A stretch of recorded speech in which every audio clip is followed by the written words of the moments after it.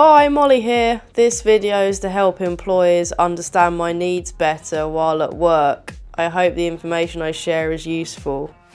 I have a condition called Cerebral Visual Impairment, CVI for short, and this was caused by not having enough oxygen to my brain and experiencing low blood sugar levels when I was born.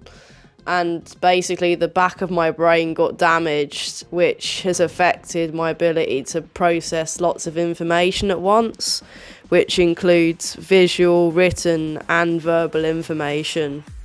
I find it particularly challenging to process lots of verbal and written information at once because I find that I don't really understand what's going on as quickly as other people do, and if I've read a document or something like that, I find that it takes longer for my brain to actually properly take it in and understand what I have read. The other aspect of cerebral visual impairment which I haven't spoken about is obviously the visual aspect.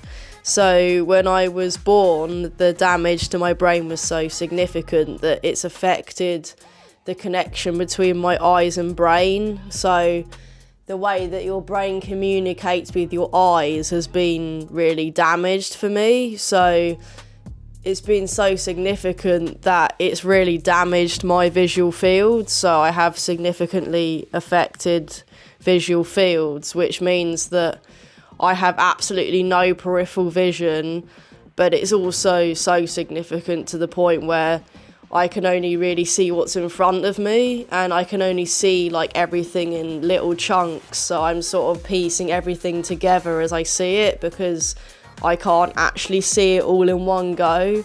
So for example, like when I walk into a room, I can't see the whole room in one go, and when I'm talking to somebody, I can't see the whole person I'm talking to. I can only see like a little bit of them. Because my visual fields are so significantly affected, it's called tunnel vision, and I would say that actually affects me mostly on a daily basis because it literally affects me in terms of what I can and cannot see, whereas the processing issues doesn't always affect me so much. But I would say that it's kind of a recent discovery that it depends on what job I'm doing, because some jobs require a lot of processing of information whereas others don't. So I would say in general my tunnel vision affects me the most, but also the processing issues can be quite a challenging thing for me to experience while at work. These two diagrams illustrate my visual fields really well. So basically everything inside the blue lines I can see, and then everything outside the blue lines I can't see. And as a fully sighted person, you would be able to see everything inside these circles. However, I can only see a little bit in each one.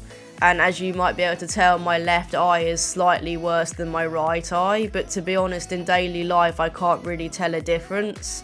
I just know that I have tunnel vision in both eyes. You might also be able to tell that my lower part of my vision is significantly impacted. So the best way I can describe this is that I can't see anything below my nose. There's a few things that I think is important to keep in mind and that would apply to most employers. Firstly, being able to locate items and following directions to different rooms or to different places can be quite difficult for me, and it generally takes me a bit longer to do tasks anyway as well, just in general. But I particularly find it difficult to locate items in cluttered environments, and just being able to follow instructions. Sometimes there's just a bit too much verbal information or written information depending how it's given to me. It just takes me longer to understand what I need to do or where I need to go. And also pointing things out to me never really works because I don't know what people are pointing to half the time, so it's much better if people physically show me it by bringing it towards me and talking about it, or if they can't do that, then actually walking up to where they're pointing to helps, because then I can actually see what you mean and what you're talking about. And finally, showing me how things work is actually really useful sometimes, because with particular things, if there's a certain way of doing it, I might not be able to see a certain thing to make it work. So for example, with like a padlock, I might not be able to see that you're supposed to line it up in a specific way to be able to open it. And I think sometimes I just need somebody to show me how it works, and then once they've shown me a few times, I can do it myself.